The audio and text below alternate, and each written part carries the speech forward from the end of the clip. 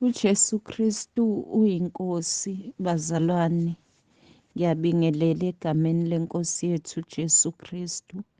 Ngisesenguye bangcwele ozokhalisa icilongo, ngixwayise labo abenza lezi zinto eziyisinengiso uNkulunkulu angikhombise zona ukuba ngixwayise ngakho kulolu suku lwanamhlanje.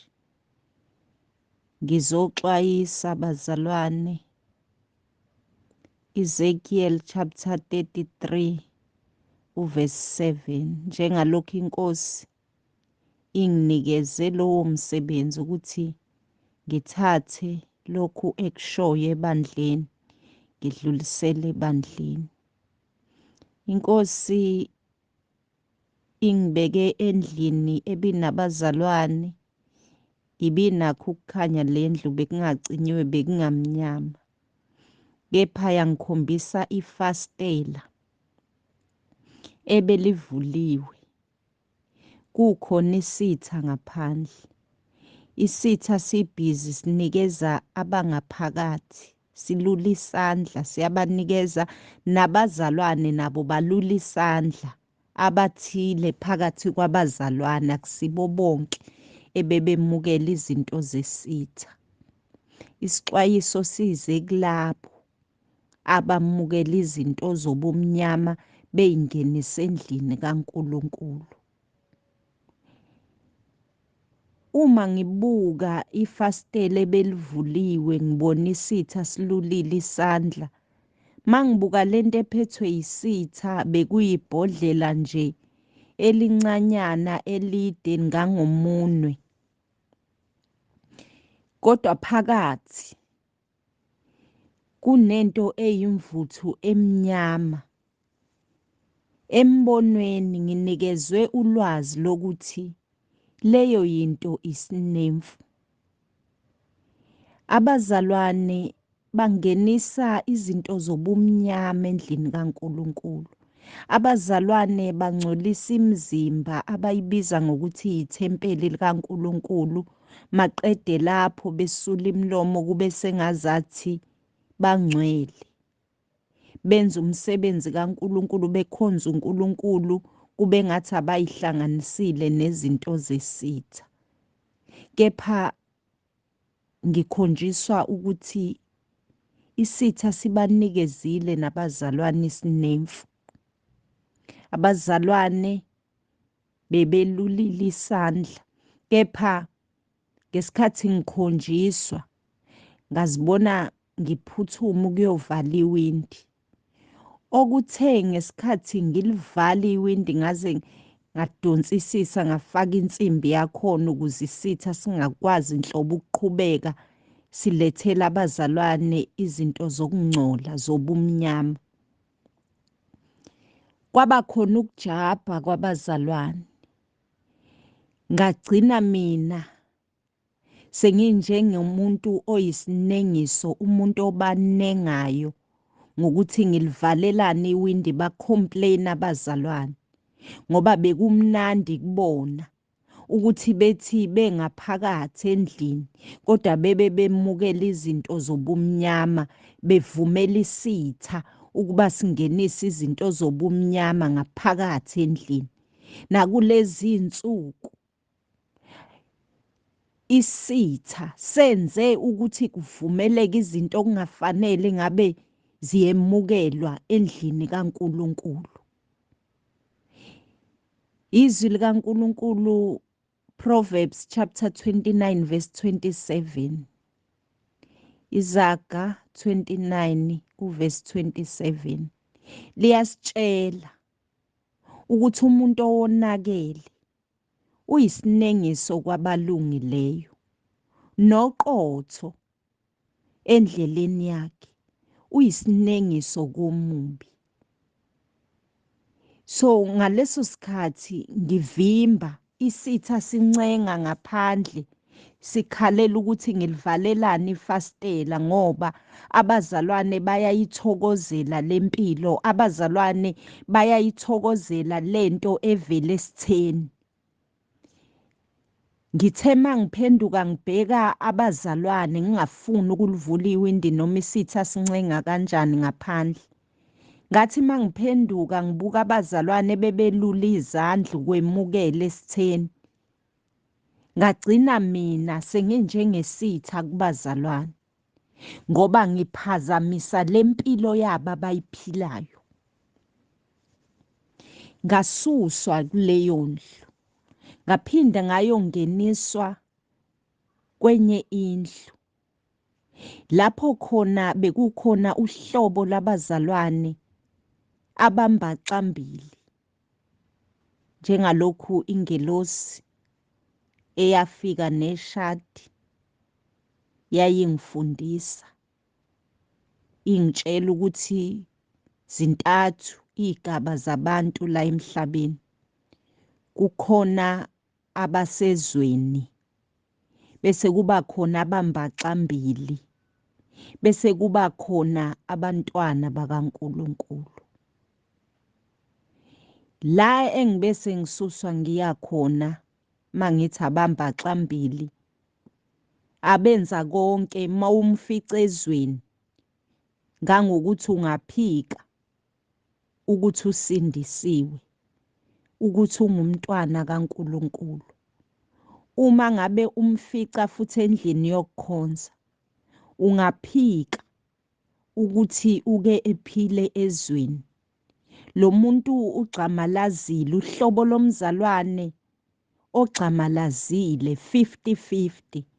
U-50% wakhe usezweni, u-50% wakhe usekukhonzeni uNkulunkulu.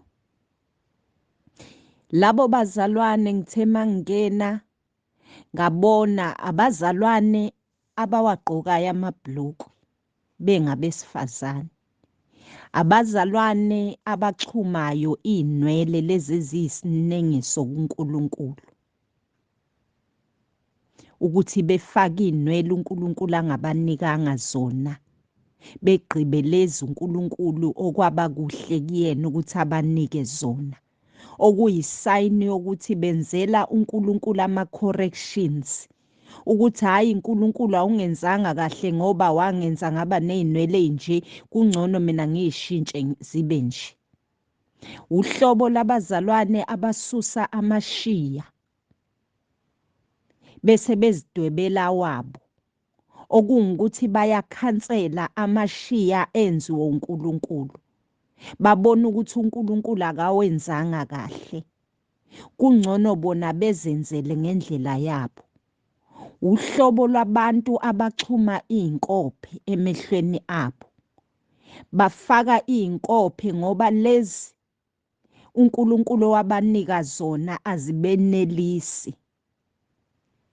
Maye kulabo bazalwane ichibi lesihogo libalindele ngokuba benza izinto eziyisinengiso kuNkulunkulu, ngokuba baphambene nomyalo kaNkulunkulu. Abanye baze beyiduduze ngokuthi asigqoke amabhlukwe esilisa, izwi lisuke ligxeka laba abafaka amabhlukwe abesilisa, bethi bona lamabhlukwe abawagqokayo akhandelwa abesifazane. Uma kunjalo, pho kungani uNkulunkulu eveza ukuthi kuyisinengiso kuye? uNkulunkulu akazesho ukuthi umuntu wesifazane akagqoke ibhlukwe. uNkulunkulu kwaba kuhle kuyena ukuthi asidale sibe njengoba sinjalo, kepha thina siyashintsha indlela uNkulunkulu asidala ngayo, size sishintshe ngisho isikhumba sethu, sigcobe izinto ey'zoshintsha ngisho ibala lethu. Konke lokho kuyisinengiso.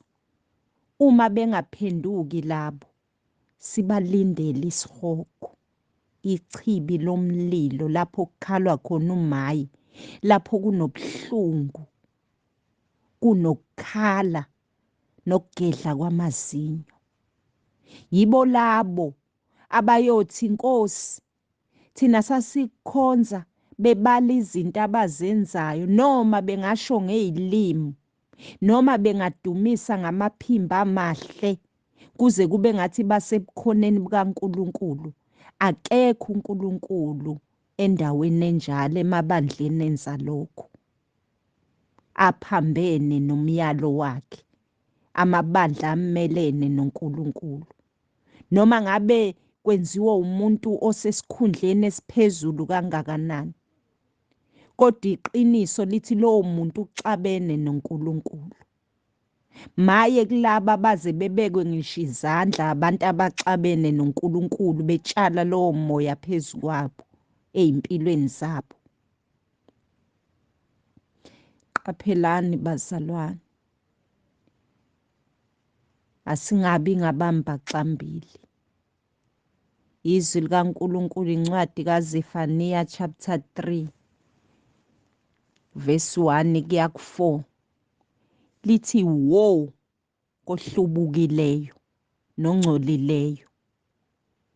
Wo kulabo bantu abangezwazwi, ngisho uNkulunkulu ethumela ixwayiso ekhipha abalindi bememezela bexwayisa ibandla ukuthi libuyisane noNkulunkulu, kodwa bangamaphikankani. Baqhubeka nokwenza izinto eziyisinengiso kuNkulunkulu. Kepha beyibiza ngokuthi bangabantwana bakaNkulunkulu. Bathi balindele ukuthi uJesu mayebuya, inkosi uJesu kuzolanda ibandla nabo baye ezulwini. Uya kanjani ezulwini uxabene nomnikazi wezulu? Ube wenza into yesitha somnikazi wezulu. Abokulahlwa bayoya ekulahlweni. Izwi likaNkulunkulu likhuluma nangokuthi izikhulu zawo lawo mabandla ziyizingonyama ezibhungayo. Benza umsindo nje ongasizi ngalutho. Abahluleli bawo bayizimpisi zokuhlwa. Bahamba ubumnyama, benza izinto zobumnyama. Bayizimpisi ezimbethe izikhumba zemvu. Abantu abangakwazi ukubona ngamehlo kamoya bayabusiseka. Ilabo baholi bakulawo mabandla. Bebusiswa umuntu ngisho umbuka emzimbeni, indlela agqoke ngayo, indlela ayishintshe ngayo, iyacacisa ukuthi uxabene noNkulunkulu. Kodwa abazalwane abangenamehlo kamoya, abangalifunda izwi likaNkulunkulu ukuze bebone okuyintando kaNkulunkulu, bayaye bephume bejabule bethi hayi uNkulunkulu bekhona, uNkulunkulu bekhuluma. Even abaprofethi bakhona. Lithi izwi likaNkulunkulu lapha kuZefaniya 3 uverse 4. Abaprofethi bawo bangamayiyane nabakhohlisi. Abapristi bayingcolisile indlu engcwele. Bawudlovulile umthetho. Ngizomemezela lesi sexwayiso. Ibandla likaNkulunkulu alihlukane nezinto eziyisinengiso kuNkulunkulu. Alimusa ukuyikhohlisa lithi likhonza uNkulunkulu kodwa libe liphambene nentando kaNkulunkulu. Angikhathali noma ngabe kuthiwa umholi webandla osuke ukhonza kulona akanankinga naleyo nto. Engikushoyo, engikuxwayisayo, engikumemezelayo kulolu suku engikuthathe enkosini ukuthi kuyisinengiso kuNkulunkulu. Umholi wakho alikho izulu azokufaka kulona. Bekungangcono usaba uNkulunkulu. Ngithe mangibona, ngabona senginikeza abazalwane ingubo ebiyinde ifike emaqakaleni. Kwakhona okuthema beyemukela lengubo, bathi bayayigqoka, kwasho ukuthi ayemukeleki emzimbeni yabo. Isimo semzimba yabo bengithi mangibabuka ngithi ayi izobalingana kahle, kodwa ayimukelekanga, umzimba wabo awuyemukelanga. Elithi izwi likaNkulunkulu encwadini yesambulo 19 verse 8 lithi ilinene elicolekileyo liyizenzo ezilungileyo zabangcwele. Zinjani izenzo zakho mzalwane? Zikuveza ukuthi uligqokile yini ilinene elicolekileyo, noma indlela oyiyona emzimbeni ikwenza ungakhoni ukuyigqoka, ikwenza ukuthi ungenzi kahle okuyintando kaNkulunkulu, noma uyibiza ngokuthi ungumntwana kaNkulunkulu. Ngiyambonga uNkulunkulu ukuthi kube khona okuthe noma ngimbuka ebufishaneni bakhe obebonakala emfishane kunabo laba ebahlulile ingubo, kepha lo obemfishane wayigqoka yamenela, wayigqoka ngendlela yokuthi maseyimukelile iyagqokeka, iyamlingana. Ngiyacela bangcwele siqaphele lezi zinto uNkulunkulu azembulile namhlanje ukuthi akathokozile ngazo endlini yokumkhonza uNkulunkulu. Asiyeke ukungenisa izinto zobumnyama. Uma sithi singabantwana bakaNkulunkulu, asenzeni phela lokho okuthandeka kuNkulunkulu, singenzeki okuthandeka esitheni uSathane.